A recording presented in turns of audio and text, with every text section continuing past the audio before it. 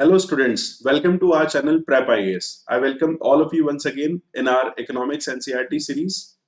आज के इस लेक्चर में हम बात करेंगे class 11th economics NCERT chapter number 3 जिसमें हमें liberalisation, privatisation, globalisation, LPG reforms के बारे में पढ़ना है। बच्चों, चैप्टर नंबर 2 में हमने ये पढ़ने की कोशिश की है कि 1950 से लेकर 1990 के बीच में गवर्नमेंट की क्या-क्या पॉलिसीज रही हैं। साथ ही साथ में हमने अभी तक ये भी जानने की कोशिश की है कि कैसे ड्रॉबैक्स थे गवर्नमेंट पॉलिसीज में। आगे और भी आपको इनके बारे में पता चलता है। और चैप्टर नंबर 2 को खत्म करते हुए मैंने आपके साथ ये डिस्कस किया था कि जो भी पॉलिसीज इस पीरियड के बीच में रही है, दैट इज 1950 टू 1990, इसके कुछ ड्रॉबैक्स रहे हैं जिसकी वजह से अल्टीमेटली हमें पॉलिसीज चेंज करनी पड़ी। और 1990s के बाद में मेनली आप न्यू इकोनॉमिक पॉलिसी एनईपी के बारे में देखते हैं, जिसमें आपको 3 मेजर एस्पेक्ट्स जो दिखते हैं, इन्हें हम एलपीजी रिफॉर्म्स के नाम से जानते हैं। तो एलपीजी रिफॉर्म्स क्या थे, इनका बैकग्राउंड क्या था, या क्यों हमें ये रिफॉर्म्स लाने की जरूरत पड़ी, इनके थ्रू क्या क्या चेंजेस हुए हैं, क्या केवल पॉजिटिव चेंजेस हुए हैं या कुछ नेगेटिव आउटकम्स भी रहे हैं। साथ ही साथ इंडस्ट्री की बात करें, एग्रीकल्चर की बात करें, फॉरेन ट्रेड की बात करें, फाइनेंशियल मार्केट्स, इन सभी के बारे में भी हम जानने की कोशिश करेंगे कि एलपीजी रिफॉर्म्स का क्या पर्टिकुलर इम्पैक्ट रहा है इन सभी सेक्टर्स के ऊपर। तो इस चैप्टर के थ्रू आपको एक बैकग्राउंड के बारे में आइडिया होता है कि क्या बैकग्राउंड था, क्या कंडीशंस थी जिसकी वजह से एलपीजी रिफॉर्म्स इंट्रोड्यूस करने पड़े। और अगर हम रिफॉर्म्स की बात कर रहे हैं तो रिफॉर्म्स में क्या क्या मैकेनिज्म यहाँ पर यूज किए गए हैं। अब बच्चों, चैप्टर नंबर 2 में हमने बहुत अच्छे से जाना है कि इंडिपेंडेंस के बाद से ही हमने एक मिक्स्ड इकोनॉमी सिस्टम फॉलो करने की कोशिश की है, लेकिन आप ये जानते हैं कि वो ट्रू सेंस में मिक्स्ड इकोनॉमी नहीं था। अगर हम बात करें कैपिटलिज्म और सोशलिज्म के बीच में, तो इंडिया की इकोनॉमी जो थी वो मिक्स तो थी, लेकिन सोशलिज्म की तरफ उसका ज्यादा इंक्लिनेशन था, ना कि इक्वल तरीके से आपको मिक्स्ड इकोनॉमिक सिस्टम देखने को मिलता है। काफी सारे ऐसे रूल्स एंड लॉज थे जिनके थ्रू गवर्नमेंट के पास बहुत ज्यादा कंट्रोल और रेगुलेटिंग पावर आ गई थी इकोनॉमी के ऊपर। प्राइवेट सेक्टर को बहुत ही कम स्पेस दी जाती थी। लाइसेंस, कोटा, परमिट राज के बारे में हमने डिस्कस किया है। और अल्टीमेटली इन सब चीजों का जो गवर्नमेंट को कंट्रोल मिला था, उसका हमें एक नेगेटिव एस्पेक्ट देखने को मिलता है। ओवरऑल हम ये कह सकते हैं कि इतने ज्यादा टाइट कंट्रोल और एक्सेसिव रेगुलेशन की वजह से इसने इंडियन इकोनॉमी की ग्रोथ और डेवलपमेंट को हैम्पर किया है, नेगेटिव तरीके से इंपैक्ट किया है। और इसी बैकग्राउंड में आपको देखने को मिलेगा कि कैसे चेंजेस आते हैं या कहां पर हमें सिचुएशंस लेकर जाती हैं जिसकी वजह से हमें चेंजेस करने पड़ते हैं। अब 1950s के बाद से जो भी पॉलिसीज रही हैं, इसके बारे में हमने बहुत अच्छे से डिस्कस किया है बच्चों। अल्टीमेटली आप लोगों ने रियलाइज किया है कि क्या क्या पॉइंट्स वहां पर नेगेटिव थे। तो कुछ बेसिक सी चीजें मैं आपको जैसे बता दूं। हमने देखा कि पब्लिक सेक्टर का बहुत ज्यादा डिपेंडेंस था, लेकिन पब्लिक सेक्टर में काफी सारे ऐसे पीएसयूज थे जो प्रॉफिटेबल नहीं थे, उतनी ज्यादा एफिशिएंसी नहीं रही, लोगों के लिए क्वालिटी प्रोडक्ट्स नहीं थे। क्यों? क्योंकि कंपटीशन की एब्सेंस थी। हमने एक तरीके से इकोनॉमी को क्लोज बना रखा था, एक्सपोर्ट्स नहीं हो पाते थे, जिससे हमारे पास में फॉरेन इनकम नहीं होती थी जो हम हमारे इंपोर्ट्स को पे करने के लिए यूज कर सकते थे। साथ ही साथ में इंटरनेशनल लेवल पर हमारे प्रोडक्ट्स की कॉम्पिटिटिवनेस नहीं थी, टेक्नोलॉजी की एब्सेंस हमें देखने को मिलती है। और गवर्नमेंट का जो एक्सेसिव कंट्रोल था, उसकी वजह से इवन हमारे यहाँ डोमेस्टिक इंडस्ट्रीज भी बहुत अच्छे से डेवलप नहीं हो पाई। ओवरऑल तरीके से अगर हम देखें तो 1991 में एक सिचुएशन आती है जिसको आप शायद बीओपी क्राइसिस, ऑलरेडी आप लोग जानते हैं, बैलेंस ऑफ पेमेंट क्राइसिस के बारे में मैं बात कर रहा हूं। यहां पर हम एक ऐसे पॉइंट पे पहुंच जाते हैं जिसमें हमारे पास हमारे इंपोर्ट्स, अब आप जानते हैं कि हम हर चीज प्रोड्यूस नहीं कर सकते हैं, कोई भी ऐसी कंट्री नहीं है जो ईच एंड एवरी चीज का प्रोडक्शन कर सके। अगर हम कुछ चीजों का प्रोडक्शन करते हैं तो भी हमें कुछ चीजें बाहर से इंपोर्ट करनी पड़ती है। और सबसे बड़ा जो हमारा इंपोर्ट का कंपोनेंट होता है वो होता है ऑयल एंड पेट्रोलियम, साथ ही साथ में फर्टिलाइजर, गोल्ड, और बहुत सारी ऐसी चीजें होती है जो हमें इंपोर्ट करनी होती है। लेकिन 1991 में एक ऐसी सिचुएशन आ जाती है जिसमें हमारे पास इंपोर्ट करने के लिए 2 हफ्ते से ज्यादा का कवर नहीं बचता है। इंपोर्ट कवर मतलब आपके पास वो फॉरेन करेंसी की होल्डिंग जो आप इंपोर्ट के लिए दूसरी कंट्रीज को पे कर सकते हैं, लेकिन हमारे रिजर्व इतने कम हो जाते हैं कि हमारे पास में इंपोर्ट्स के अगेंस्ट में पे करने के लिए फॉरेन करेंसी नहीं बचती है। दूसरी तरफ हम देखेंगे गल्फ वॉर होता है, क्राइसिस होता है, पेट्रोलियम के प्राइसेस काफी ज्यादा इंक्रीज हो जाते हैं और ओवरऑल आप देखेंगे इंडियन इकोनॉमी में भी काफी ज्यादा इन्फ्लेशन उस टाइम तक आपको देखने को मिलता है। और ये वो चीजें हैं जो हमें रियलाइज करवाती है कि अभी तक इंडिया जो पॉलिसीज अडॉप्ट करते आ रहा है 1950s के बाद, अल्टीमेटली वो ऐसी सिचुएशंस क्रिएट कर रही हैं जिसकी वजह से हम बीओपी क्राइसिस, महंगाई, inefficiency in production, non development of domestic industries, excessive control of government, इन सारी नेगेटिव चीजों को फेस कर रहे हैं और इसीलिए हमें यहाँ पर कहीं ना कहीं चेंजेस अडॉप्ट करने की जरूरत दिखाई देती है। अब अगर हम बैकग्राउंड की बात करें तो ये जो फाइनेंशियल क्राइसिस 1991 का था, ऐसा नहीं है कि ये एक साल के अंदर ही क्रिएट हो गया। शुरुआत से 1950 से ही आप पॉलिसीज को इवेलुएट कर सकते हैं। बच्चों, आपको अपना ओपिनियन बनाने की बहुत जरूरत है और सेकंड चैप्टर जो मैंने अभी कवर किया है इससे पहले, आपने खुद रियलाइज किया होगा कि अगर पॉलिसीज के कुछ फायदे हैं तो कुछ उसके नेगेटिव्स भी आपको देखने को मिलेंगे। अभी जो फाइनेंशियल क्राइसिस की शुरुआत होती है, इसका मेन जो कारण आपको देखने को मिलता है वो इनएफिशिएंट मैनेजमेंट होता है।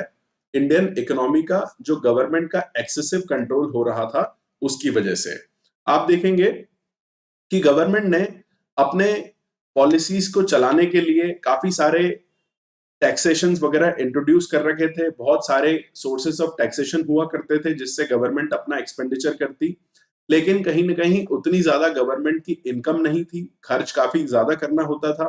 और अगर गवर्नमेंट का एक्सपेंडिचर ज्यादा होता है इन कंपैरिजन टू रेवेन्यू, तो डेफिसिट या घाटे वाली सिचुएशन आती है। और ये डेफिसिट कैसे पूरा किया जाता है?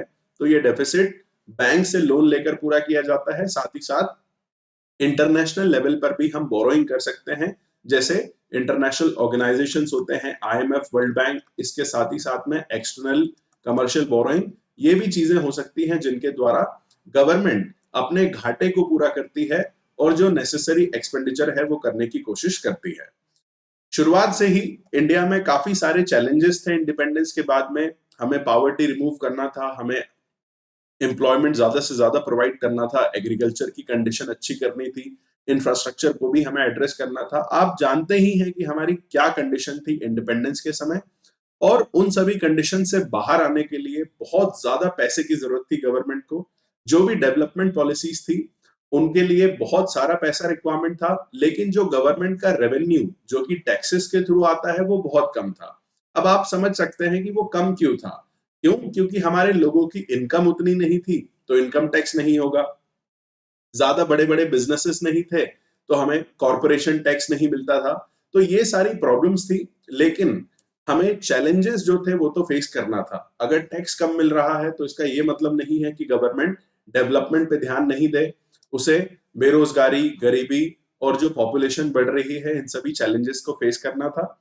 और इसके लिए गवर्नमेंट कंटिन्यूअसली स्पेंड करती रही, लेकिन गवर्नमेंट की जो इनकम टैक्सेस वगैरह के थ्रू होती है या फिर पब्लिक सेक्टर अंडरटेकिंग्स जो प्रॉफिट कमा सकती थी इन एडिशन टू टैक्सेस, वो भी उतना ज्यादा अच्छा नहीं हो पाया है। जिन सब की वजह से आपको देखने को मिलेगा कि गवर्नमेंट का जो अकाउंट है एक तरीके से वो मिसबैलेंस हो जाता है और साथ ही साथ में गवर्नमेंट ऐसी सिचुएशन में आ जाती है जिसमें उसे हैवी डिपेंडेंट होना पड़ता है बाहर के देशों पे अपने पैसे की रिक्वायरमेंट के लिए। अगर हम बात करें गवर्नमेंट जो भी खर्चा करती है, जैसे आप देखेंगे सोशल सेक्टर के लिए अगर आप हॉस्पिटल्स बनवा रहे हैं, स्कूल्स बनवा रहे हैं, डिफेंस के लिए अगर आप खर्च कर रहे हैं, तो ऐसा नहीं है कि इनसे इमीडिएटली कोई ना कोई गवर्नमेंट को रिटर्न मिल जाएगा। तो यहां पर भी एक पॉइंट ऑफ फेलियर आपको देखने को मिलता है। साथ ही साथ में जो हमारे पब्लिक सेक्टर अंडरटेकिंग्स थे, आज भी आप देखेंगे काफी सारे बैंक्स और पब्लिक कंपनीज होती है जो प्रॉफिट की कंडीशन में नहीं होते हैं। पहले तो ये काफी ज्यादा लॉस मेकिंग होते थे क्योंकि इनएफिशिएंट तरीके से मैनेजमेंट होता था। तो ये सब चीजें ओवरऑल गवर्नमेंट की जो अकाउंटिंग सिचुएशन होती है वो उसको खराब कर देती है। काफी बार गवर्नमेंट को अपना डेवलपमेंटल प्रोजेक्ट्स पे पैसा खर्च जो करना होता था वो हमें बाहर से मंगवा कर करना पड़ता था, और इसमें हमें इंटरनेशनल फाइनेंशियल इंस्टीट्यूशंस की भी हेल्प लगती थी। इसके साथ ही साथ जो भी गवर्नमेंट की स्पेंडिंग होती थी, कहीं भी गवर्नमेंट कैसे भी खर्च कर रही है, प्रॉपर तरीके से उस पे मैकेनिज्म नहीं होता था कि क्या सही से खर्च हो रहा है। अपने आप में करप्शन भी काफी ज्यादा हुआ करता था।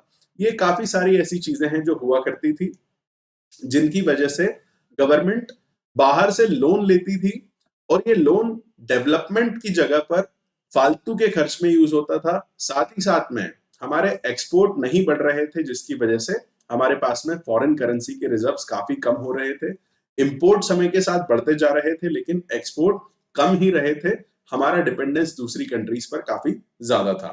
तो 1980s के समय ऐसी सिचुएशन आ जाती है जब गवर्नमेंट जो बोरोइंग कर रही है, उन बोरोइंग के बेसिस पर, बाहर से जो उधार ले रही है उनके बेसिस पर खर्च करना अनसस्टेनेबल हो जाता है। गवर्नमेंट एक तरीके से एक फेलियर वाली सिचुएशन में आ जाती है। इसके साथ ही साथ आप देखेंगे गल्फ क्राइसिस होता है, चीजों के प्रोडक्शन में कमी आती है, पेट्रोलियम के प्राइसेस बढ़ते हैं, उसकी वजह से आम जनता बेरोजगारी भी फेस करती है, इन्फ्लेशन आपको काफी ज्यादा देखने को मिलता है, और एक्सपोर्ट के कंपैरिजन में इंपोर्ट के कंपैरिजन में एक्सपोर्ट की उतनी ग्रोथ भी नहीं होती है। इन सभी चीजों की वजह से गवर्नमेंट के पास में फॉरेन रिजर्व्स में कुछ भी पैसा नहीं होता है। अब आप याद रखिए, अगर किसी फॉरेन कंट्री को हमें पे करना है, मान लीजिए आपने अमेरिका से एक कार मंगाई है, तो आप उसे रुपी पे नहीं करेंगे, आप उसे यूएस डॉलर पे करेंगे। आपके पास यूएस डॉलर कैसे आएगा? अगर आप एक्सपोर्ट करेंगे तब आपके पास यूएस डॉलर आएगा, या फिर आप अगर अमेरिका से कर्ज ले रहे हैं तब यूएस डॉलर आपके पास में आएगा। लेकिन ऑलरेडी हम हमारे कर्ज जो हम ले चुके हैं, गवर्नमेंट उसको काफी ज्यादा तरीके से वेस्ट कर रही थी, सिचुएशंस ऐसी थी जिसकी वजह से वो वेस्ट हो रहा था, और हमारे पास में फॉरेन रिजर्व्स कम हो रहे थे। साथ ही साथ में हमने जो ऑलरेडी बाहर के देशों से और साथ ही साथ इंटरनेशनल ऑर्गेनाइजेशन से उधार ले रखा था, उस पर जो ब्याज चुकाना चाहिए, इंटरेस्ट, वो भी हम पे करने की कंडीशन में नहीं थे। अब अगर हम इंटरेस्ट पे करने की कंडीशन में नहीं होंगे, तो ये बाहर के ऑर्गेनाइजेशंस और कंट्रीज हमें उधार देने से भी मना कर देगी। तो फाइनली ऐसी सिचुएशन आती है 91 में, जब इंपोर्ट करने के लिए हमारे पास में 2 हफ्ते से ज्यादा पे करने के लिए फॉरेन करेंसी रिजर्व नहीं होता है। और ऑब्वियस सी बात है कि इंपोर्ट करना कुछ चीजों का जरूरी होता है, हम एकदम से बंद नहीं कर सकते हैं। आप अगर सोचें कि यार इंपोर्ट बंद कर दें, तो क्या आप एकदम से सारा पेट्रोलियम का इंपोर्ट बंद कर सकते हैं? नहीं, पेट्रोलियम इतना इंपॉर्टेंट रोल प्ले करता है, पूरी इकोनॉमी उस पर चल रही है, तो वो नेसेसिटी है, वो करना जरूरी है। और इसीलिए उस कंडीशन में ना होते हुए भी हमें फॉरेन रिजर्व की जरूरत थी, इसलिए हमने आईबीआरडी, जिसे हम कॉमनली वर्ल्ड बैंक के नाम से जानते हैं, आपको शायद पता होगा, वर्ल्ड बैंक ग्रुप के अंतर्गत डिफरेंट डिफरेंट ऑर्गेनाइजेशंस आते हैं। साथ ही साथ में आईएमएफ, इन दोनों ऑर्गेनाइजेशंस को हमने अप्रोच किया कि आप हमें कुछ उधार दे दीजिए फॉरेन करेंसी, जिससे हम इंपोर्ट कर सके। आईएमएफ, वर्ल्ड बैंक दोनों के द्वारा कंबाइनली हमें $7 बिलियन का उस टाइम पर लोन एक्सटेंड किया गया।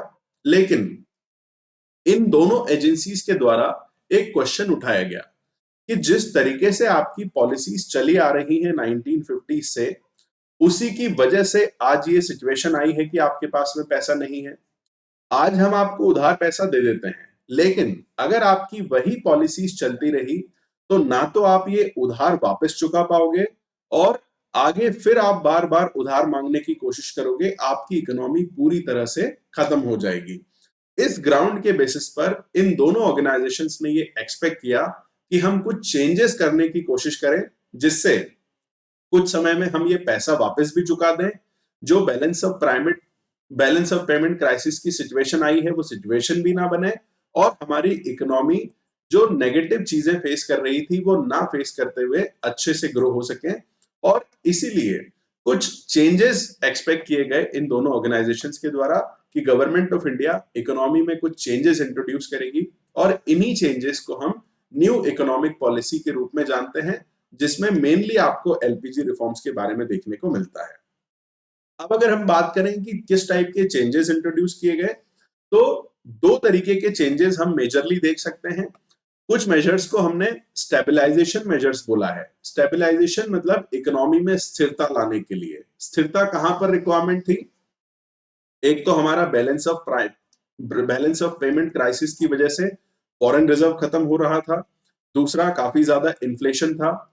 इन दोनों कंडीशन से हमें इमीडिएटली बाहर आना था। उसके लिए कुछ मेजर्स अडॉप्ट किए गए जिनको हम स्टेबलाइजेशन मेजर्स के रूप से जानते हैं, और कुछ मेजर्स स्ट्रक्चरल रिफॉर्म मेजर्स के नाम से कहलाए, जो एक लंबे समय में अर्थव्यवस्था में ऐसे सुधार इंट्रोड्यूस करेंगे जिससे हमारी अर्थव्यवस्था अच्छे से ग्रो हो सके और वापस कभी फेलियर जैसी सिचुएशन ना आ सके। साथ ही साथ में ऐसे ड्रॉबैक्स जो ऑलरेडी हमने डिस्कस किए हैं 1950 से 1990s की पॉलिसी के बीच में, ये ड्रॉबैक्स इकोनॉमी को ना देखने को मिले, एक लंबे समय पर सुधार हो सके, लंबे समय पर इकोनॉमी अच्छे से ग्रो हो सके, उनको हमने स्ट्रक्चरल रिफॉर्म मेजर्स कहा है। और पूरे इकोनॉमी के ढांचे या स्ट्रक्चर को बदलने की हमने कोशिश की है। अभी तक 1990s तक स्ट्रक्चर के बारे में कुछ आइडिया आपको हुआ होगा कि किस तरीके से इंडस्ट्रीज पर गवर्नमेंट का कंट्रोल है, गवर्नमेंट एग्रीकल्चर में क्या कर रही है, कहां पर सब्सिडी दे रही है, फॉरेन पॉलिसी गवर्नमेंट अपने हिसाब से बना रही है, गवर्नमेंट का काफी ज्यादा कंट्रोल है स्ट्रक्चर पर। तो इन सब चीजों को चेंज करने के लिए जो मेजर्स किए गए, उन्हें हमने स्ट्रक्चरल रिफॉर्म मेजर्स, या मेनली इसमें अगर हम कहें तो तीन कंपोनेंट एलपीजी, लिबरलाइजेशन, प्राइवेटाइजेशन या ग्लोबलाइजेशन को इंट्रोड्यूस किया है, और यही अब हम जानने की कोशिश करेंगे। सबसे पहले हम बात करेंगे लिबरलाइजेशन के बारे में। अब बच्चों, लिबरल का मतलब क्या होता है? लिबरलाइज करना या लिबरलाइज करना मतलब फ्री करना। तो हम यहां लिबरलाइजेशन की अगर बात करेंगे तो आपका सीधा ध्यान जाना चाहिए प्राइवेट सेक्टर और ओवरऑल इकोनॉमी, जिसपे गवर्नमेंट की बहुत ज्यादा कंट्रोल, बहुत ज्यादा रेगुलेशन था, उस कंट्रोल को कम करना, रेगुलेशन को कम करना, इकोनॉमी को थोड़ा फ्री करना, जिससे गवर्नमेंट का कंट्रोल कम हो सके और मार्केट को अपने आप में जगह दी जा सके। इसी को हम लिबरलाइजेशन के बेसिस पर देखते हैं। आपको ये पता ही है, हमने बात की है इस बारे में कि काफी सारे ऐसे कानून हुआ करते थे, काफी सारे ऐसे नियम हुआ करते थे, जिससे ओवरऑल इकोनॉमिक एक्टिविटीज पर गवर्नमेंट का बहुत ज्यादा रेगुलेशन या कंट्रोल था, और इसकी वजह से इकोनॉमिक डेवलपमेंट शायद उतने अच्छे से नहीं हो पाया। और इसी रिस्ट्रिक्शन कंट्रोल, जो कि एक प्रॉब्लम के रूप में बन गया था इकोनॉमी को, उसको खत्म करने के लिए लिबरलाइजेशन को इंट्रोड्यूस किया गया है। लिबरलाइजेशन में जो हमने चेंजेस करने की कोशिश की है, ऐसा नहीं है कि वो सारे चेंजेस 1991 या एलपीजी रिफॉर्म के थ्रू ही शुरू हुए हैं। कुछ रिफॉर्म्स हमें पहले ही समझ आ गया था कि इनकी जरूरत है, इसलिए 1980s की शुरुआत से ही हमने शुरू कर दिए थे। जैसे एक्सपोर्ट इंपोर्ट पॉलिसी में कुछ चेंजेस आए, टेक्नोलॉजिकल अपग्रेडेशन हमने शुरू किया, फिस्कल पॉलिसी जो टैक्सेशन और एक्सपेंडिचर से रिलेटेड होती है, साथ ही साथ में फॉरेन इन्वेस्टमेंट भी हमने अलाउ किया। ये कुछ छोटे मोटे चेंजेस थे, लेकिन एक बहुत बड़े कॉम्प्रहेंसिव लेवल पर ओवरऑल तरीके से जो चेंजेस लिबरलाइजेशन के अंतर्गत लाने की कोशिश की गई, वो 1991 के बाद ही हो पाया है। तो लिबरलाइजेशन कौन कौन से सेक्टर में कहां कहां पर हुआ, कैसे चीजों को फ्री किया गया है, इसको हम अलग अलग सेक्टर के अंतर्गत सबसे पहले देखने की कोशिश करेंगे। तो सबसे पहले हम देखते हैं इंडस्ट्रियल सेक्टर में जो डीरेगुलेशन, पहले गवर्नमेंट का रेगुलेशन था, काफी ज्यादा नियंत्रण था, अब नियंत्रण से मुक्त करने को जो किया गया है इंडस्ट्रियल सेक्टर में, सबसे पहले हम उसके बारे में बात करेंगे। अब आपको ये पता है कि 1950s के बाद से ही काफी ज्यादा लाइसेंसिंग हुआ करती थी। अगर किसी को न्यू कंपनी खोलनी है या फिर उसे न्यू यूनिट लगानी है, एक्सपांशन करना है, उसके लिए लाइसेंस होना जरूरी था। तो अपने आप में एक तो इस तरीके से कंट्रोल हुआ करता था। दूसरा कंट्रोल कैसे था? प्राइवेट सेक्टर को केवल कुछ ही इंडस्ट्रीज में प्रोडक्शन अलाउ था, मैक्सिमम चीजों पर गवर्नमेंट ही प्रोडक्शन कर सकती थी। साथ ही साथ में कुछ प्रोडक्ट्स का रिजर्वेशन कर दिया गया था स्मॉल स्केल इंडस्ट्रीज के लिए, और इसके साथ ही साथ प्राइस फिक्सेशन भी होता था गवर्नमेंट की तरफ से, जिसे हम एडमिनिस्ट्रेटिव प्राइस मैकेनिज्म एपीएम के नाम से जानते हैं। आप लोगों को आइडिया होगा कि कुछ समय पहले तक पेट्रोल डीजल के जो प्राइसेस होते थे वो गवर्नमेंट ही डिसाइड करती थी। ऐसे ही पहले बहुत सारी कमोडिटीज हुआ करती थी जिनके प्राइस गवर्नमेंट डिसाइड करती थी, लेकिन अब मोस्ट ऑफ द चीजें जो है उनको गवर्नमेंट के प्राइस फिक्सेशन से फ्री कर दिया गया है। आज कुछ चीजें हैं जैसे कैरोसिन या शुगर, जिसका प्राइस गवर्नमेंट डिसाइड करती है। बाकी मोस्ट ऑफ द चीजें मार्केट बिजनेसेस खुद ही डिसाइड करते हैं। पेट्रोल डीजल को भी अब प्राइस को डीरेगुलेट कर दिया गया है, खुद कंपनीज के द्वारा ही डिसाइड इसे किया जाता है। तो एक तो ये चीजें जो थी इनमें बदलाव लाने की कोशिश की गई है। साथ ही साथ में हम देखेंगे कि जो लाइसेंसिंग प्रोसेस हुआ करती थी, मैक्सिमम इंडस्ट्रीज में लाइसेंस को अबॉलिश कर दिया गया है। अब कुछ ही ऐसी चीजें हैं जिसमें लाइसेंस लगता है, जैसे अल्कोहल की हम बात करें, सिगरेट या फिर हजार्डस केमिकल, या फिर अगर एक्सप्लोसिव्स बनाने की बात करें इंडस्ट्रियल लेवल पर जो यूज होते हैं, इलेक्ट्रॉनिक्स हो गया, एरोस्पेस, ड्रग्स, फार्मास्यूटिकल, केवल इन चीजों में लाइसेंस की रिक्वायरमेंट होती है, बाकी चीजों में लाइसेंस की रिक्वायरमेंट नहीं होती है, जस्ट कुछ नॉमिनल फॉर्मेलिटीज लगती है। पहले गवर्नमेंट मैक्सिमम इंडस्ट्रीज पर कंट्रोल करती थी, मैक्सिमम प्रोडक्शन गवर्नमेंट के द्वारा होता था, प्राइवेट सेक्टर को अलाउ नहीं किया जाता था। आज आप देखिए केवल और केवल एटॉमिक एनर्जी एब्सोल्युटली ऐसा सेक्टर है जिसमें गवर्नमेंट का 100% प्रोडक्शन कंट्रोल है, और बाकी चीजों में प्राइवेट सेक्टर को अलाउ कर दिया गया है। आज हम बात करें रेलवे की या डिफेंस की, तो हर जगह आपको प्राइवेट सेक्टर का रोल देखने को मिलता है। साथ ही साथ में जो स्मॉल स्केल इंडस्ट्रीज को कुछ प्रोडक्ट्स अलाउ किए गए थे कि ये आप ही प्रोड्यूस कर सकते हैं, वो रिजर्वेशन भी हटाए गए हैं। अब बिग इंडस्ट्रीज भी उसमें पार्टिसिपेट कर रही हैं, जिससे एक बड़े लेवल पर प्रोडक्शन होता है, एफिशिएंसी भी आती है, और प्राइजेस की अगर हम बात करें तो इनको डीरेगुलेट किया गया है। मार्केट मतलब डिमांड एंड सप्लाई, बिजनेसेस जो हैं वो डिसाइड करते हैं कि किसी चीज का प्राइस क्या होगा, ना कि गवर्नमेंट ये डिसाइड करती है। तो इस तरीके से जो बहुत ज्यादा कंट्रोल हुआ करता था इंडस्ट्रियल सेक्टर में, उसको कम करने की कोशिश की गई है। अब दूसरी तरफ हम देखेंगे financial sector reforms. Financial sector की अगर हम बात करें तो हम यहाँ पर बैंकिंग, साथ ही साथ में कैपिटल मार्केट के बारे में बात कर रहे हैं। आप लोगों को धीरे धीरे फाइनेंशियल मार्केट के बारे में पता चलेगा, जिसके अंतर्गत मनी मार्केट आता है, जिसमें शॉर्ट टर्म के ट्रांजेक्शन होते हैं, और दूसरा होता है कैपिटल मार्केट, जिसमें आप सिक्योरिटीज के बारे में पढ़ते हैं, जो एक लॉन्ग टर्म इन्वेस्टमेंट के लिए यूटिलाइज की जाती है। पहले गवर्नमेंट का इस पर बहुत ज्यादा कंट्रोल हुआ करता था। आप जानते ही हैं आरबीआई एक बहुत इंपॉर्टेंट रोल प्ले करता है, खास करके मनी मार्केट के कंट्रोल में, और सेबी जो है वो कैपिटल मार्केट के कंट्रोल में काफी इंपॉर्टेंट रोल प्ले करता है।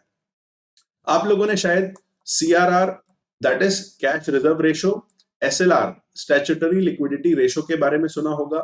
ये रेशो पहले बहुत ज्यादा हुआ करते थे। एसएलआर जो था वो एक समय पर अराउंड 38% भी हुआ करता था, अब इसे रिड्यूस किया गया है। साथ ही साथ में सीआरआर भी आपको मिनिमम देखने को मिलेगा।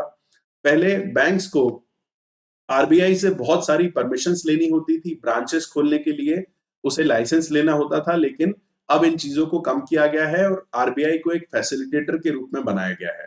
पहले हम फॉरेन बैंक्स को इंडिया में अलाउ नहीं करते थे, केवल और केवल गवर्नमेंट के अंडर ही बैंक्स हुआ करते थे। आपको याद होगा 1969 से ही बैंक्स का नेशनलाइजेशन शुरू किया गया था। 1969 में 14 बैंक्स को नेशनलाइज किया गया था। एक्चुअली नेशनलाइजेशन पहले से ही शुरू हो गया था। एसबीआई के बारे में 1955 आपको पता है, लेकिन समय के साथ सारे ही बैंक्स को नेशनलाइज कर दिया गया। 1969 में 14, देन अगेन 1980 में आपको देखने को मिलेगा 6 बैंक्स, और प्राइवेट बैंक्स थे ही नहीं। लेकिन एलपीजी रिफॉर्म्स के बाद में क्या किया गया है, तो लिबरलाइजेशन के थ्रू आप देखेंगे फाइनेंशियल सेक्टर में प्राइवेट सेक्टर के बैंक्स को एंट्री दी गई। प्राइवेट सेक्टर के बैंक जो इंडिया के बिजनेसमैन होंगे उनके, साथ ही साथ में जो फॉरेन बैंक्स थे उनको भी इंडिया में एंट्री दी गई। आज आप बहुत सारे फॉरेन बैंक्स भी इंडिया में देखते हैं, काफी सारे प्राइवेट बैंक्स भी आप इंडिया में देखते हैं, जिनके बारे में हमें मनी मार्केट में जब हम पढ़ेंगे तब ज्यादा नॉलेज मिलता है। साथ ही साथ बैंक्स को फ्रीडम दी गई कि आरबीआई के परमिशन के बिना भी वो अपनी ब्रांचेस ओपन कर सकते हैं। फॉरेन इंस्टीट्यूशनल इन्वेस्टर्स जो होते हैं, विदेशी संस्थागत निवेश, उसको ज्यादा से ज्यादा अलाउ किया गया। आज म्यूचुअल फंड की अगर हम बात करें, पेंशन फंड की बात करें, तो ये सभी ऐसी चीजें हैं जिसमें प्राइवेट सेक्टर भी एंटर हो चुका है, केवल और केवल गवर्नमेंट का वहां पर कंट्रोल नहीं होता है। फिर हम बात करेंगे किस तरीके से लिबरलाइजेशन ने टैक्स रिफॉर्म्स इंट्रोड्यूस किए। तो यहां अगर हम बात करें तो गवर्नमेंट पहले अपनी नेसेसिटीज को, एक्सपेंडिचर की जो रिक्वायरमेंट होती है उसके लिए काफी सारे तरीके के अलग अलग टैक्सेस लगाती थी। कुछ डायरेक्ट टैक्सेस होते हैं, कुछ इनडायरेक्ट टैक्सेस। आपको शायद पता ही होगा इनमें डिफरेंस क्या होता है। अगर हम बात करें डायरेक्ट टैक्सेस की, तो डायरेक्ट टैक्सेस में जो पॉइंट ऑफ इंसिडेंस होता है प्लस पॉइंट ऑफ लेवी, मतलब जिस पर टैक्स लगाया गया है और जिस पर टैक्स का बर्डन आ रहा है वो दोनों एक ही व्यक्ति होता है, इसे हम डायरेक्ट टैक्स कहते हैं। इनडायरेक्ट टैक्स जैसे एग्जांपल के लिए जीएसटी, टैक्स लगाया गया है दुकानदार पे, लेकिन टैक्स किसकी जेब से जा रहा है, वो उपभोक्ता की जेब से जा रहा है। यहाँ पर point of levy, point of incidence दोनों अलग है, इसे हम इनडायरेक्ट टैक्स कहते हैं। इनके बारे में आपको और भी पता चलेगा। तो पहले गवर्नमेंट के द्वारा काफी ज्यादा टैक्सेस होते थे और इन टैक्सेस का रेट भी बहुत ज्यादा होता था, लेकिन आप देखेंगे 1991 के बाद में कंटिन्यूअसली टैक्सेस में रिडक्शन हो रहा है, स्लैब्स जो हैं वो और ज्यादा रैशनल करने की कोशिश की जा रही है। अगर हम कॉर्पोरेट टैक्स की बात करें जो बिजनेसेस पे करते हैं, ये पहले काफी ज्यादा हुआ करता था, लेकिन अब इसको ग्रेजुअली रिड्यूस किया गया है। साथ ही साथ में इनडायरेक्ट टैक्सेस जो कि पहले बहुत ज्यादा तरीके के होते थे और पूरे भारत में अलग अलग राज्यों में अलग अलग तरीके से इनडायरेक्ट टैक्सेस का सिस्टम था, इसको भी सॉल्व करने की कोशिश की गई है। आप सभी को जीएसटी के बारे में पता होगा, जो 2016 में goods and services tax act के रूप में इंट्रोड्यूस किया गया है और जुलाई 2017 से लागू हुआ है। अल्टीमेटली इसका मकसद क्या है बच्चों, तो one nation one tax one market, इस ऑब्जेक्टिव के साथ में जीएसटी इंट्रोड्यूस किया गया है, जिससे पूरे इंडिया में अलग अलग इनडायरेक्ट टैक्सेस ना होते हुए सारे स्टेट्स पूरे इंडिया में एक कॉमन तरीके का, सिमिलर तरीके का टैक्स हो सके, जिसकी वजह से प्राइजेस भी एक ही होंगे। एक कस्टमर चाहे मुंबई में बैठा हो या कोलकाता में, वो सिमिलर तरीके के प्राइस पर किसी भी चीज को अवेल कर सकता है और पूरे इंडिया में चीजों का ट्रेड आसानी से यहाँ पर हो सकता है। इसके साथ ही साथ में टैक्सेस की जो प्रोसीजर्स होती हैं, उन प्रोसीजर्स को भी सिंप्लीफाई करने की कोशिश की गई है। आज आप देखते हैं अगर आपको इनकम टैक्स पे करना है तो आप खुद भी ऑनलाइन अपने घर से इनकम टैक्स पे कर सकते हैं, ना कि आपको किसी गवर्नमेंट ऑफिस में जाकर काफी सारे फॉर्म फाइलिंग्स वगैरह करने पड़ेंगे। तो ये सभी चीजें भी सिंप्लीफाई करने की कोशिश की गई है। बिजनेसेस के लिए आज बहुत सारे पोर्टल होते हैं, जैसे जीएसटी की अगर हम बात करें तो जीएसटीएन, जीएसटी नेटवर्क पोर्टल एक बनाया गया है। अल्टीमेटली बिजनेसेस को ये इंफॉर्मेशन होती है कि कब हमें पे करना है और सारे के सारे रिकॉर्ड्स भी वो चेक कर सकते हैं। पहले ये सब चीजें अवेलेबल नहीं थी। अब हम बात करेंगे फॉरेन एक्सचेंज रिफॉर्म्स के बारे में। तो बच्चों काफी ज्यादा कंट्रोल हुआ करता था गवर्नमेंट का। सबसे पहला जो पॉइंट है यहाँ पर, इंडियन करेंसी की वैल्यू कितनी होगी फॉरेन करेंसीज के अगेंस्ट में, इस चीज पर भी कंट्रोल हुआ करता था। आगे आने वाले चैप्टर्स में हम इस चीज पर जानने की कोशिश करेंगे कि किसी भी कंट्री या करेंसी की जो एक्सचेंज वैल्यू है वो दो तरीके से डिसाइड हो सकती है। एक होता है fixed rate regime, fixed rate regime जिसमें गवर्नमेंट डिसाइड करती है कि इंडियन रुपी की वैल्यू कितनी होगी $1 के सामने, और दूसरा होता है फ्लोटिंग रेट रिजिम या जिसे फ्री मार्केट रिजिम हम कहते हैं। इसमें डिमांड एंड सप्लाई के बेसिस पर डिसाइड किया जाता है। 1992 तक गवर्नमेंट ऑफ इंडिया डिसाइड करती थी कि $1 या फिर किसी भी फॉरेन करेंसी के सामने कितने इंडियन रुपए आप देंगे, लेकिन 1992 के बाद इसे मार्केट के हवाले कर दिया गया है, डिमांड एंड सप्लाई के हवाले कर दिया गया है। जब एलपीजी रिफॉर्म्स अनाउंस किए गए 1991-92 की शुरुआत में ही इंडियन रुपी जो था उसको डी वैल्यू किया गया। पहले $1 के सामने इंडियन रुपी जो आपको देने पड़ते थे, लेट्स सपोज कि आपको 30 रुपीज देने पड़ते थे, तो अब आपको 40 रुपीज देने पड़ेंगे। इंडियन करेंसी की वैल्यू को डी वैल्यू किया गया। अगर हम डी वैल्यू करते हैं तो इसका मतलब क्या होता है, अगर हम हमारी करेंसी को डी वैल्यू करते हैं तो बाहर से जो चीजें मंगाना चाहते हैं उनको उतने ही डॉलर पे करने पे ज्यादा चीजें मिल जाती है। इसकी वजह से क्या होगा, हमारे एक्सपोर्ट को हेल्प मिलेगी, साथ ही साथ में फॉरेन एक्सचेंज जो रहेगा वो हमारे यहाँ पर धीरे धीरे बढ़ेगा, जिससे हमारे फॉरेन रिजर्व्स और ज्यादा अच्छे हो सके। तो सबसे पहले तो ये डिवैल्यूएशन किया गया, साथ ही साथ में मार्केट को अलाउ कर दिया गया हमारी करेंसी की एक्सचेंज वैल्यू डिटरमाइन करने के लिए, जो पहले गवर्नमेंट के द्वारा डिसाइड की जाती थी। अब हम बात करेंगे कैसे लिबरलाइजेशन हुआ, ट्रेड एंड इन्वेस्टमेंट पॉलिसी इसमें कैसे रिफॉर्म हुए। तो आप जानते हैं कि पहले क्या था, हम हमारी डोमेस्टिक इंडस्ट्रीज को प्रोटेक्ट करने के लिए काफी ज्यादा टैरिफ्स, साथ ही साथ में कोटास वगैरह रखते थे, इन सभी को हटाया गया। पहले हमारी डोमेस्टिक इंडस्ट्रीज नॉन कॉम्पिटिटिव हुआ करती थी, कस्टमर्स को क्वालिटी यहाँ पर अच्छी नहीं मिलती थी, और इसकी वजह से हमारे यहाँ पर टेक्नोलॉजी और साथ ही साथ में फॉरेन से आने वाले इन्वेस्टमेंट की कमी हुआ करती थी। इन चीजों को हमने एड्रेस करने की कोशिश की है और हमने यहाँ पर एक तरीके से एक्सपोर्ट पर फोकस करने की कोशिश की है। साथ ही साथ में जो इंपोर्ट्स पर क्वांटिटेटिव रिस्ट्रिक्शंस होते थे उनको भी हटाया है। इंपोर्ट्स किसी भी क्वांटिटी का किया जा सकता था और इसके साथ ही साथ जो टैरिफ्स हुआ करते थे उन टैरिफ्स को भी यहाँ पर कम करने की कोशिश की गई है। इनके थ्रू अल्टीमेटली हमने क्या किया है, हमारे एक्सपोर्ट को बढ़ाने की कोशिश की है और इंपोर्ट को एक तरीके से रैशनलाइज यहाँ पर करने की कोशिश की है। पहले इंपोर्ट्स करने के लिए काफी सारे लाइसेंसेस रिक्वायरमेंट होते थे, लेकिन ये लाइसेंसेस रिड्यूस किए गए। अब केवल और केवल हैजार्डस और एनवायरमेंटली सेंसिटिव इंडस्ट्रीज जो होती हैं उनको ही इंपोर्ट करते समय लाइसेंस की रिक्वायरमेंट होती है, बाकियों को लाइसेंस की यहाँ पर रिक्वायरमेंट नहीं है। इसके साथ ही साथ पहले एक्सपोर्ट ड्यूटीज हुआ करती थी। क्यों? क्योंकि गवर्नमेंट का मानना था कि कंपनीज जो भी प्रोडक्शन कर रही है वो हमारे इंडिया में यूज होना चाहिए, हम सेल्फ सफिशिएंट होना चाहिए, बाकी का बाद में बाहर भेजेंगे। लेकिन इन एक्सपोर्ट ड्यूटीज को कम किया गया, जिसकी वजह से इंडिया के एक्सपोर्ट बढ़े हैं और ड्यूटीज कम होने की वजह से इंटरनेशनल मार्केट में हमारे यहाँ से बाहर जाने वाली चीजों के रेट्स कम हुए हैं। अगर रेट्स कम होंगे तो कॉम्पिटिटिवनेस बढ़ेगी, बाहर इंडिया के प्रोडक्शन की ज्यादा से ज्यादा डिमांड बढ़ेगी, अल्टीमेटली इससे एक्सपोर्ट और ज्यादा बढ़ेगा। तो इस तरीके से आप लिबरलाइजेशन को समझ सकते हैं कि कैसे अलग अलग सेक्टर्स में गवर्नमेंट के द्वारा रेगुलेशन या कंट्रोल जो था उसको कम करने की कोशिश की गई है। सेकंड चीज जो है वो है प्राइवेटाइजेशन। इसके बारे में हम बात करते हैं। तो मैंने आपको बताया है कि 1950s के बाद से गवर्नमेंट ने बहुत ही कम ऐसे एरियाज थे जिसमें प्राइवेट सेक्टर या प्राइवेट इंडिविजुअल्स को प्रोडक्शन करने के लिए अलाउ किया था। अब हम बात करें प्राइवेटाइजेशन की, तो इसका मतलब होता है गवर्नमेंट की ओनरशिप या मैनेजमेंट को कम कर देना, या फिर जो गवर्नमेंट कंपनीज होती है उनको प्राइवेट सेक्टर को सेल कर देना। बच्चों, अगर कोई भी कंपनी है, लेट सपोज एबीसी, उस कंपनी की जो ओनरशिप होगी, मालिकाना हक, वो टोटल कितना होगा? वो होगा 100% का। अगर 100% का हक है तो यहां पर डिसीजन कौन लेगा? जिसके पास भी 100% ओनरशिप है वही डिसीजन लेगा। अगर मान लीजिए एक से ज्यादा लोगों के पास ओनरशिप का परसेंटेज है, तो जिसके पास 50% से ज्यादा ओनरशिप होगी, मतलब मेजॉरिटी स्टेक होगा या कंट्रोलिंग स्टेक होगा, वही डिसीजन लेगा।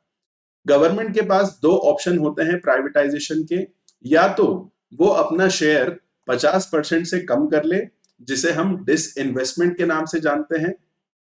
अगर गवर्नमेंट अपना शेयर बेचेगी तो उसके बदले में जिसने शेयर खरीदा होगा वो गवर्नमेंट को पैसा देगा और गवर्नमेंट ये पैसा कहीं और यूज कर सकती है।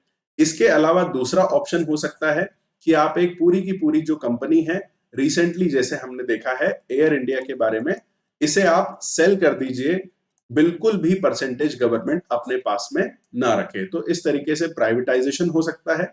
इसके साथ ही साथ में प्राइवेट सेक्टर की जो कंपनीज हैं उनको अलाउ भी किया गया कि आप बहुत सारे सेक्टर्स में आ सकते हैं, बिजनेसेस कर सकते हैं। ये जरूरी नहीं है कि केवल और केवल गवर्नमेंट के द्वारा ही इनको इन चीजों में प्रोडक्शन किया जाएगा। अब बच्चों, जो डिसइन्वेस्टमेंट होता है या प्राइवेटाइजेशन होता है, क्या इसका फायदा होता है? इससे होता क्या है? तो एक जो ऑब्जेक्टिव ऐसा माना जाता है वो ये है, खास करके डिसइन्वेस्टमेंट से अगर गवर्नमेंट अपना शेयर कम कर देती है और कंट्रोलिंग स्टेट प्राइवेट सेक्टर के हाथों में जाता है, तो प्राइवेट सेक्टर प्रॉफिट के बारे में सोचकर थोड़ा इफिशिएंट तरीके से मैनेजमेंट कर सकता है। आप एग्जाम्पल के लिए आज दो बैंक्स को कंपेयर कर सकते हैं, एक एसबीआई और दूसरी तरफ एचडीएफसी। माना कि एक पब्लिक सेक्टर बैंक है, एक प्राइवेट सेक्टर, लेकिन आप जानते हैं कि क्वालिटी कहां पर ज्यादा अच्छी होती है, और ये चीजें केवल बैंक्स नहीं, सारे ही सारे एरियाज में आपको देखने को मिलती है। तो अगर हम कंट्रोलिंग पावर प्राइवेट सेक्टर के हाथ में दे दें तो वो एफिशिएंट मैनेजमेंट प्रैक्टिसेस इंट्रोड्यूस करते हैं और इसकी वजह से गवर्नमेंट का बर्डन भी कम हो जाता है।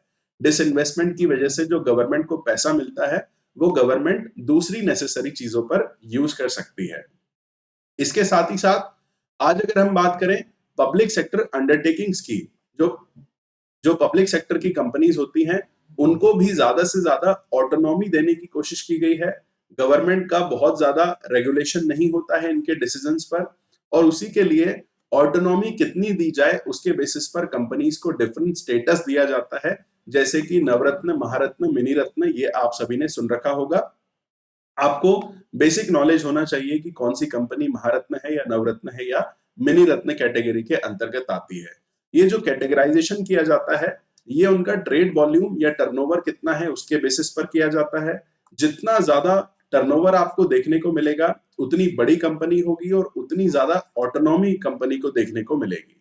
माना कंपनी की ओनरशिप गवर्नमेंट के पास में है, लेकिन फिर भी जो कंपनी का खुद का बोर्ड होगा, जो मैनेजिंग डायरेक्टर और दूसरे लोग होंगे, इन्हें गवर्नमेंट से थोड़ा कम परमिशंस लेनी पड़ती है, थोड़ी ज्यादा स्वायत्ता या ऑटोनॉमी इन्हें मिल जाती है। इसको भी हम प्राइवेटाइजेशन के एक तरीके के रूप में देख सकते हैं। प्राइवेटाइजेशन का एक फायदा ये भी है कि जो फॉरेन इन्वेस्टर्स होते हैं वो इंटरेस्टेड होते हैं इंडिया में कंपनीज में इन्वेस्ट करने के लिए, और इससे हमें काफी ज्यादा एफडीआई, फॉरेन डायरेक्ट इन्वेस्टमेंट भी देखने को मिलता है। साथ ही साथ में इफिशियंसी बढ़ती है जो भी पब्लिक सेक्टर कंपनीज होती है उनकी। अगली जो चीज है बच्चों, वो है ग्लोबलाइजेशन। अब इन जनरल आप लोग जानते हैं ग्लोबलाइजेशन का मतलब क्या है, कि पूरी दुनिया की जो इकोनॉमी है उसको इंटीग्रेट कर देना, सारे देश आपस में एक दूसरे से जुड़े हुए हो। लेकिन ये अपने आप में एक बहुत कॉम्प्लेक्स फिनोमिना है, काफी सारी ऐसी चीजें होती हैं, मेथड्स होती हैं, प्रोसीजर्स होती हैं, ट्रांसफर्स होते हैं, जो ग्लोबलाइजेशन में काफी इंपॉर्टेंट रोल प्ले करते हैं। आज हम बात करें ग्लोबलाइजेशन के अंतर्गत, तो केवल कैपिटल या फिर टेक्नोलॉजी ट्रांसफर नहीं होती है, कल्चर का भी ट्रांसफर होता है, ह्यूमन रिसोर्सेज का भी ट्रांसफर होता है, गवर्नमेंट की जो पॉलिसीज होती हैं वो भी एक दूसरे के बीच में लिंकेज होता है। जैसे आप लोगों ने काफी सारे बायलैटरल, मल्टीलैटरल एग्रीमेंट्स के बारे में भी सुन रखा होगा। तो इसके अंतर्गत बहुत सारी चीजें आ सकती है। अल्टीमेटली ग्लोबलाइजेशन से हम ये समझ सकते हैं कि एक देश का दूसरे देशों के साथ में ज्यादा से ज्यादा इंटरडिपेंडेंस होता है, इंटीग्रेशन होता है। एक देश की पॉलिसीज जो होती है वो बिल्कुल इंडिपेंडेंट काम नहीं करती है, दूसरे देश की पॉलिसी या दूसरे देश की कंपनीज के बारे में भी यहाँ पर सोचना होता है। और ग्लोबलाइजेशन के डिफरेंट डिफरेंट फॉर्म्स हो सकते हैं, अलग अलग तरीकों से इसे किया जा सकता है। अल्टीमेट ऑब्जेक्टिव यही है कि पूरी दुनिया जो है इकोनॉमिक सेंस में उसे बॉर्डरलेस बनाने की कोशिश की जाती है, फ्री ट्रेड ज्यादा से ज्यादा बढ़ाया जाता है।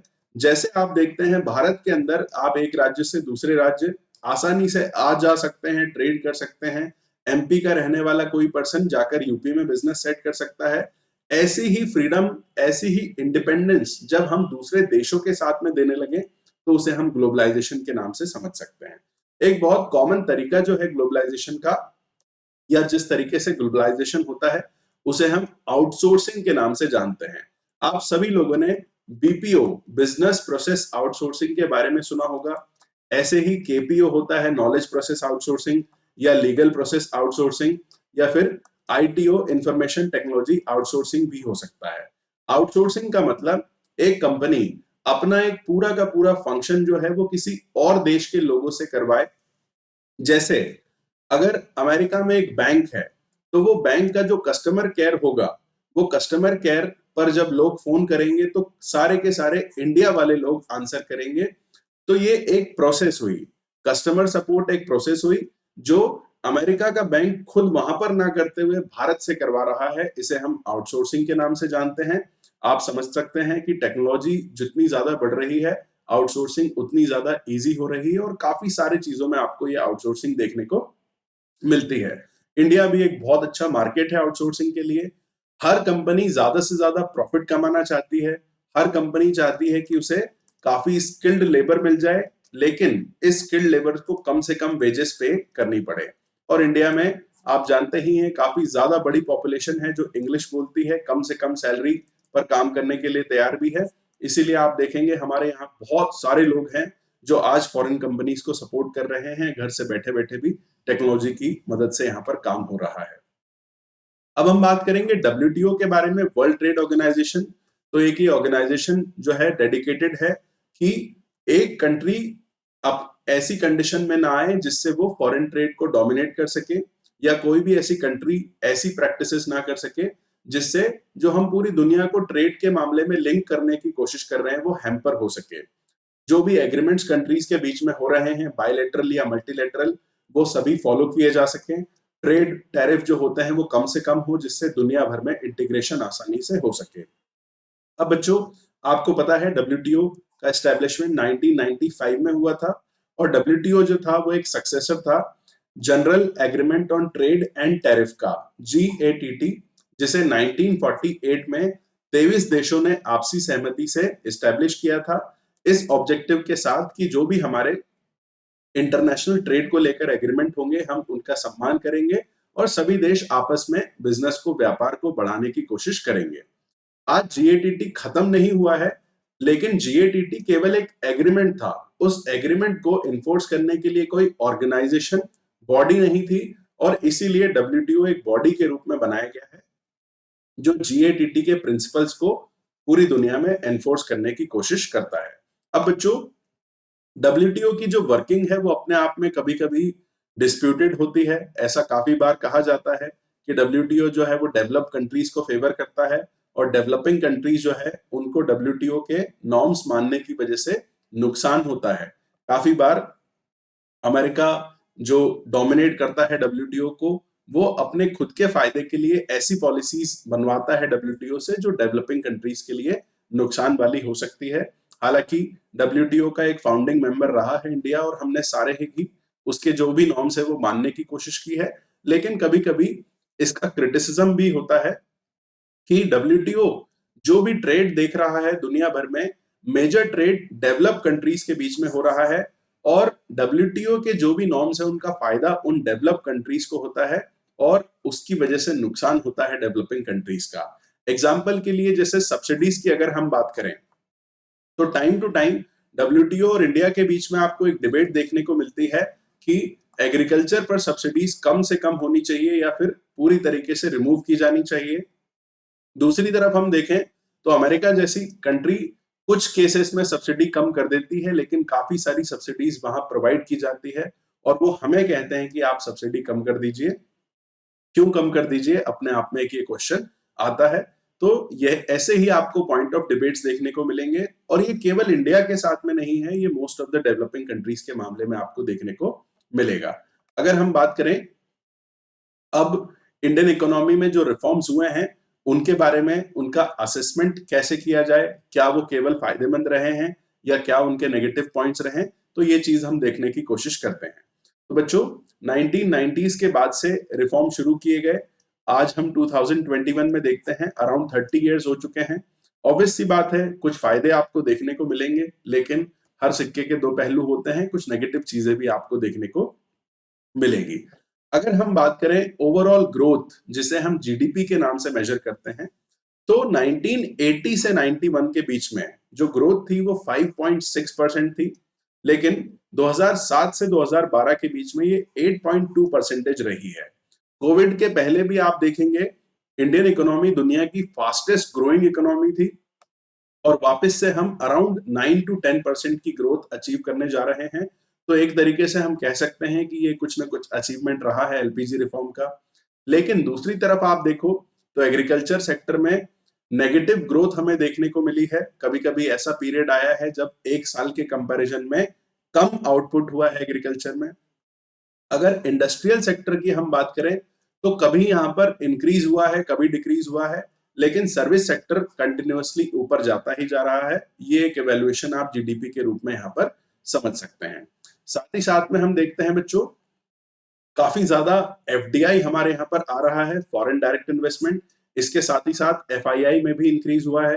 रिसेंटली आप लोगों ने सुना होगा कि हम 4th नंबर पर आ चुके हैं दुनिया में, सबसे ज्यादा फॉरेन रिजर्व हमारे पास में है। तो इन फॉरेन रिजर्व्स में भी इंक्रीज हुआ है।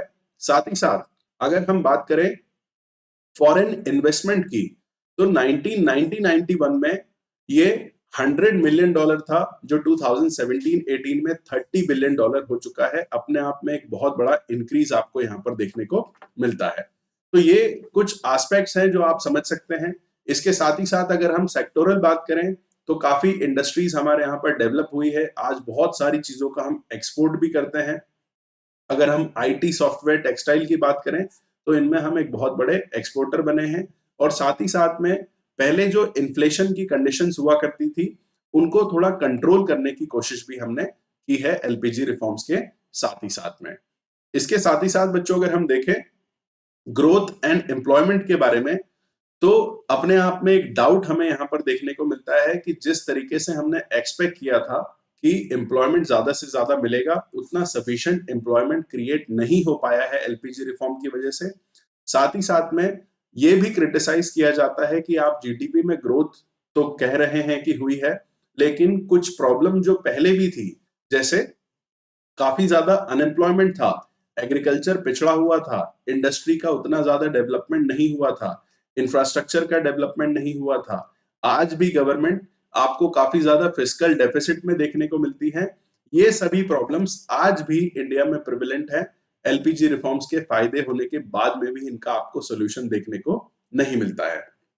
और ये चीजें आप आगे आने वाले चैप्टर्स में और भी देखने की कोशिश करेंगे।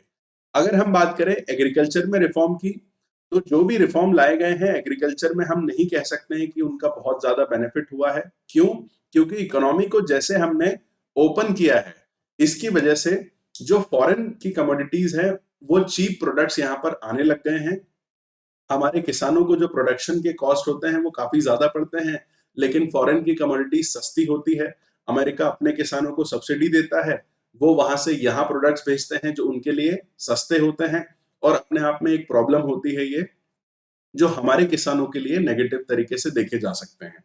इसके साथ ही साथ जो इंफ्रास्ट्रक्चर का डेवलपमेंट होना था, जैसे इरिगेशन या इलेक्ट्रिसिटी की अवेलेबिलिटी, रोड्स, मार्केट को लिंक करना, एग्रीकल्चर को लेकर रिसर्च करना, ये चीजें बहुत ज्यादा जरूरी होती है, लेकिन ये उतने ज्यादा अच्छे से नहीं हो पाई है। और गवर्नमेंट का फोकस भी आप देखेंगे कि इन चीजों पर शायद उतना ज्यादा नहीं है। इसके साथ ही साथ मजबूरी में हमें सब्सिडीज को कम करना पड़ा है। इन सब्सिडीज को कम करने की वजह से आज जो गरीब किसान हैं उनकी प्रॉफिटेबिलिटी कम हो रही है, खास करके स्मॉल एंड मार्जिनल फार्मर्स के लिए नेगेटिव रहा है।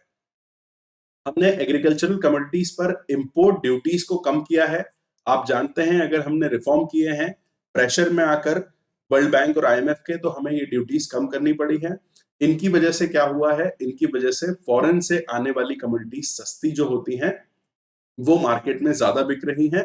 और इसके साथ ही साथ एमएसपी, मिनिमम सपोर्ट प्राइस, न्यूनतम समर्थन मूल्य जो दिया जाना चाहिए किसानों को, वो भी शायद आज प्रॉपर तरीके से आपको नहीं देखने को मिलता है। अल्टीमेटली इंटरनेशनल लेवल पर जो कंपटीशन होता है वो किसान, हमारे भारत के किसान फेस नहीं कर पाते हैं और उनकी इनकम उतनी ज्यादा नहीं है।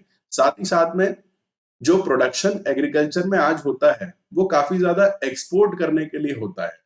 अगर ये एक्सपोर्ट करने के लिए प्रोडक्शन होगा तो इंडिया में जो फूड ग्रेन्स है उनकी अवेलेबिलिटी कम हो जाएगी। आप जानते ही हैं, जैसे मैंगो का एग्जांपल आप लीजिए, अल्फोंसो के बारे में आपने सुन रखा है सभी ने। जो भी प्रोडक्शन मैक्सिमम होता है वो हम बाहर भेज देते हैं। अगर हम बाहर भेज रहे हैं तो जो बचा कुचा रहेगा उसका प्राइस इंडिया में बहुत ज्यादा हो जाएगा। ऐसा ही फूड ग्रेन्स के मामले में भी है कि हम बहुत ज्यादा प्रोडक्शन करते हैं, लेकिन फिर भी ज्यादा क्वांटिटी बाहर भेजने की वजह से हमारे यहाँ कम क्वांटिटी बचती है और फूड ग्रेन्स के प्राइस बढ़ते हैं। और खास करके जो गरीब मार्जिनलाइज लोग हैं उन पर इसका काफी ज्यादा इम्पैक्ट आपको देखने को मिलता है। अब अगर हम बात करें इंडस्ट्री में रिफॉर्म की, तो ओवरऑल हमें ऐसा कोई फायदा इंडस्ट्री में देखने को नहीं मिलता है। तब से अगर हम देखें तो बहुत ज्यादा ग्रोथ नहीं है, स्लो डाउन हमें देखने को मिलता है। बाहर से काफी ज्यादा प्रोडक्ट्स इंडिया में आ रहे हैं। आपने काफी बार सुन रखा है, मैक्सिमम चीजें आपके आसपास जो आप देखते हैं, टॉयज हो गए, इलेक्ट्रॉनिक्स हो गए, प्लास्टिक प्रोडक्ट्स हो गए, ये चाइना से आ रही है। काफी सारे कपड़े या दूसरी चीजें हम देखते हैं बाहर से आ रहे हैं। और वो कंट्री सस्ता प्रोडक्शन कर कर यहाँ सस्ते में बेचती है। हमारे यहाँ पर उतनी अच्छी टेक्नोलॉजी ना होने की वजह से, उतना ज्यादा इन्वेस्टमेंट, उतनी ज्यादा प्रॉफिटेबिलिटी ना होने की वजह से हमारे यहाँ जो डोमेस्टिक प्रोड्यूसर्स हैं इनके रेट्स काफी ज्यादा होते हैं और कॉम्पिटिटिवनेस ना होने की वजह से फिर उनकी चीजें बिक नहीं पाती हैं। अल्टीमेटली उन्हें लॉस देखने को मिलता है चीपर इंपोर्ट्स की वजह से। साथ ही साथ में जो भी डेवलपिंग कंट्रीज आपको देखने को मिलती हैं, ये केवल इंडिया के बारे में नहीं है, उन्हें अपने मार्केट्स ओपन करने पड़े हैं। अगर मार्केट्स ओपन हैं तो काफी सारी सस्ती गुड्स एंड सर्विसेज जो है वो बाहर से आती हैं और अल्टीमेटली ये डोमेस्टिक इंडस्ट्रीज को हैम्पर करती है। इंफ्रास्ट्रक्चर जो डेवलप किया जाना चाहिए इंडिया में, शायद आज भी वो उतना ज्यादा अवेलेबल नहीं है जो हमारे यहाँ पर डोमेस्टिक इंडस्ट्रीज को सप्लाई कर सके। आज भी पावर कट्स काफी एरियाज में आपको देखने को मिलते हैं और जो इन्वेस्टमेंट गवर्नमेंट की तरफ से होना चाहिए वो भी उतना ज्यादा नहीं है। तो इन सभी चीजों की वजह से जो हमारी खुद की डोमेस्टिक इंडस्ट्रीज हैं उस पर काफी ज्यादा इंपैक्ट हुआ है और एम्प्लॉयमेंट का जनरेशन भी उतना ज्यादा नहीं हो पाया है। दूसरी तरफ अगर हम देखें तो फॉरेन की कंपनीज तो हमारे यहाँ आसानी से आ जाती है, लेकिन हमारे यहाँ की जो कंपनीज जो प्रोड्यूसर्स हैं ये डेवलप्ड कंट्रीज जो है वहां पर उतना आसानी से एक्सेस नहीं कर पाते हैं, जिसकी वजह से इंडस्ट्रीज का एक्सपोर्ट उतना ज्यादा नहीं है। अब हम बात करेंगे डिसइन्वेस्टमेंट के बारे में। तो हर साल गवर्नमेंट ये टारगेट डिसाइड करती है कि इतना इतना पैसा हमें पब्लिक सेक्टर में से शेयर बेचकर निकालना है, और कभी कभी इन टारगेट्स को अचीव करने के लिए बिना सोचे समझे किसी भी प्राइस पर गवर्नमेंट अपना शेयर बेच देती है, जिससे गवर्नमेंट के जो असेट्स हैं, जो संपत्ति है, उसका नुकसान होता है। साथ ही साथ में जो पैसा आता है शेयर्स को बेचकर, उसे गवर्नमेंट अपनी पुरानी उधारी चुकाने या फिर इधर उधर के खर्च में यूज करती है, ना कि वो जो पब्लिक सेक्टर अंडरटेकिंग है उसके इंप्रूवमेंट पर ध्यान देती है या फिर अच्छे तरीके की सोशल सर्विसेज क्रिएट करने की कोशिश करती है। तो अपने आप में ये भी एक नेगेटिव एस्पेक्ट रहा है। अब बात करें अगर फिस्कल पॉलिसीज पर क्या रिफॉर्म का इंपैक्ट रहा है, तो देखिए काफी सारे टैक्सेस गवर्नमेंट को कम करने पड़े हैं। अगर टैक्सेस कम करने पड़े हैं तो ऑब्वियस सी बात है कि गवर्नमेंट का उतना ज्यादा रेवेन्यू अभी नहीं हो पा रहा है।